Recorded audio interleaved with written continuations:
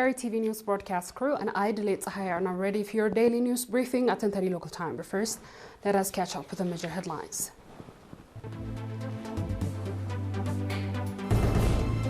Monetary support to families of martyrs in the Amhara subzone. Nationals in Italy, Germany and the Netherlands commemorated Martyrs' Day. Trump asks Congress for billions on Iran war after tensions with the Republicans. And Trump and Ruto disagree on Europe defense spending in the Oval Office meeting. Proceeding with our reports. Over 500,000 Nakfa contributed by government workers, the public and students in the Amhara subzone in connection with Martyrs' Day has been distributed to families of martyrs on 18 administrative areas in the subzone.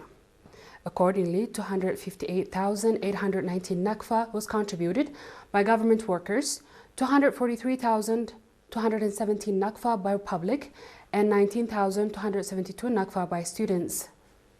Material support was also extended to families of martyrs in the subzone in connection with Martyrs' Day. Mr. Yamana Abera, administrator of the subzone, said that the support families of martyrs is the responsibility of every citizen and commended the initiative taken by the public and government workers and the students. Nationals residing in Italy, Germany and Netherlands have enthusiastically commemorated Martyrs' Day 20 June, featuring cultural programs depicting the significance of the day, as well as monetary contribution towards augmenting the National Martyrs Trust Fund and supporting families of martyrs. Nationals residing in 17 Italian cities commemorated Martyrs' Day with candlelight vigil and walk-tone programs. They also contributed 39,811 euros towards augmenting the National Martyrs Trust Fund. At the event in Rome, Mr. Fsahatyon Petros, Eritrea's ambassador to Italy, delivered a speech focusing on the deep meaning of the day. Nationals in various German cities also commemorated Martyrs' Day with walkathon, candlelight vigil, and cultural and artistic performances reflecting the significance of the day. They also renewed their pledge to live up to the expectation of the martyrs. At the event in Berlin, Mr. Johannes Woldu, chargé d'affaires at the Eritrean embassy in Germany, underlined that Martyrs' Day is a day on which Eritrean people renew their pledge to fulfill martyrs' trust through work and called on the citizens to strengthen their contribution. At the commemorative event in Frankfurt, Mr. Ta'ama Haile, head of the Public and Community Affairs, called on the nationals to strengthen contribution in support of families of martyrs. Nationals residing in 13 cities of Netherlands also commemorated Martyrs' Day, featuring various programs, and contributed 44,485 euros towards boosting the National Martyrs Trust Fund. At the event in Amsterdam and Rotterdam, Mr. Kibraab Tawalde, Eritrea's consul, and Mr. Isaac Manasseh, head of the Public and Community Affairs, said that the commemorating Martyrs' Day, every national should renew their pledge to strengthen participation in the national affairs, especially in supporting families of martyrs. Nationals in Winnipeg, Canada, also commemorated Martyrs' Day with various programs reflecting the significance of the day. Successful cataract surgery has been performed on over 300 patients in Golij subzone in collaboration with Burhan Aini Hospital and Golij Community Hospital. Dr. Eyob Bayana, eye surgery expert and coordinator of the program, said that over 700 people were identified with cataract problems during the diagnosis conducted in 2025. He also said cataract surgery was performed on 350 patients in July 2025 and currently on 300 patients. Dr. Eyob also called on the public to properly care for their eyes and keep them clean and using glasses. Commending the support provided by members of Burhan Aini medical team, Dr. Marhawi Kuflom, medical director of Golij Community Hospital, said that efforts are being made to establish an eye treatment center at the community hospital. The beneficiaries commending the hospital staff for restoring their vision and called for the program to be conducted regularly.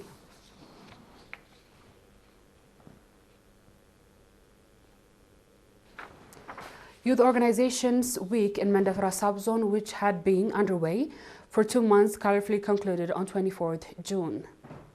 Mr. Salah Mohammed Saeed, head of the National Union of Eritrean Youth and Students branch in the subzone, said that the Youth Week conducted under the theme Conscious Youth, Strong Organization, Bright Future. He said that the program, in which young workers from various institutions took part, featured educational and sport competitions as well as cultural and seminars. Noting that the objective of the program was to enable youth identify their talent through competitions organized, Mr. Girmay Gabru, head of the National Union of Eritrean Youth and Students in the Southern region, indicated that over 2,000 youth participated in the program. Speaking at the closing event, Mr. Hizkias Wahbet, administrator of the subzone, expressed readiness to work alongside the union branch in efforts to nurture competent youth and adhere to noble societal values. At the event, awards were presented to winners of various competitions.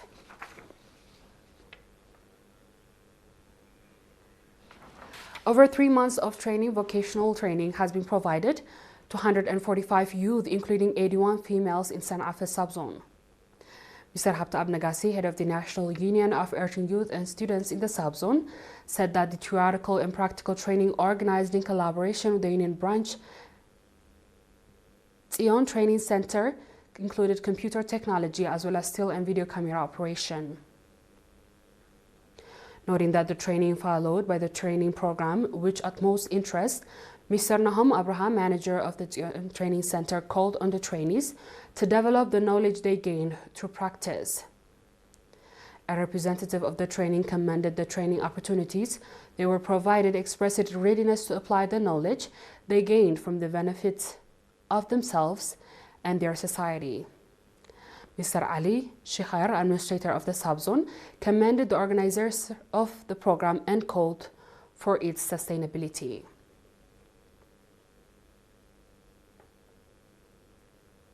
Straight ahead is our international news after a short break.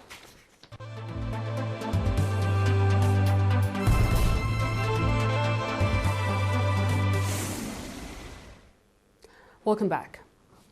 The White House has asked lawmakers to approve $87.6 billion mostly for urgent needs connecting with the U.S. war in Iran, a day after Congress passed a resolution rebuking the military action.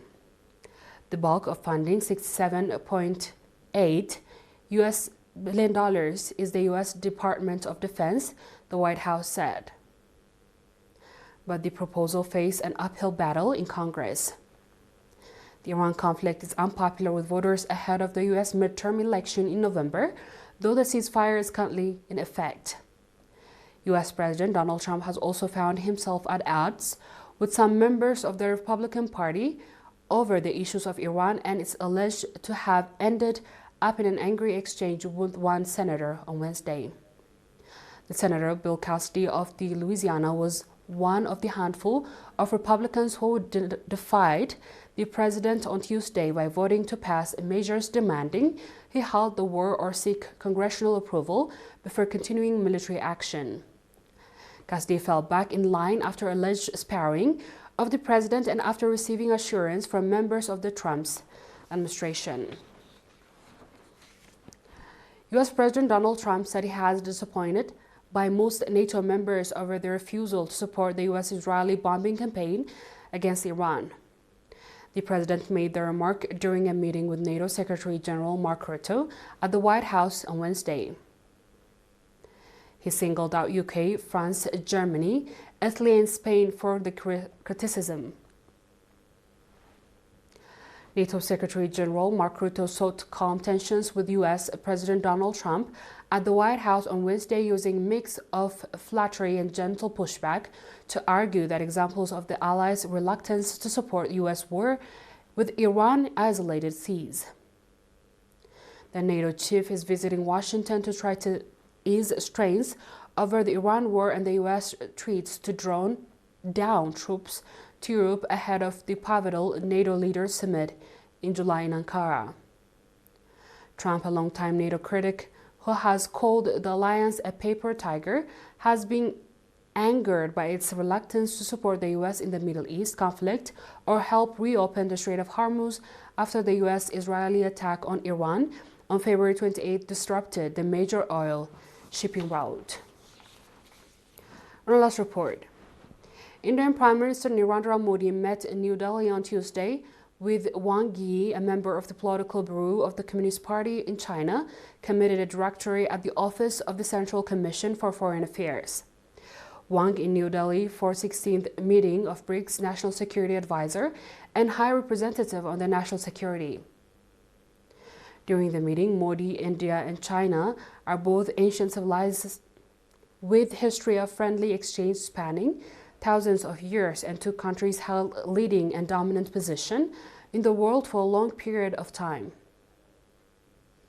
Under the current circumstances, the two sides should carry forward with traditional friendship, maintaining high-level exchange, advance practical cooperation, and safeguarding the common interest of the Global South countries, Modi said. India supports China's assumption for the BRICS to rotate presidency next year, is ready to work with China to promote the development of the cause of BRICS, he said. Dear viewers, we've come to the end of tonight's news. Let's have a quick recap of the headlines. Monetary support to families of martyrs in the Amhara subzone. Nationals in Italy, Germany and Netherlands commemorated Martyrs' Day. Trump asked Congress for billions for Iran war after tensions with Republicans. And Trump and Ruto disagreed in Europe defense spending in Oval Office meeting. And that was the news from ERi-TV studios. This has been ERi reporting. Thanks for watching and have a good night.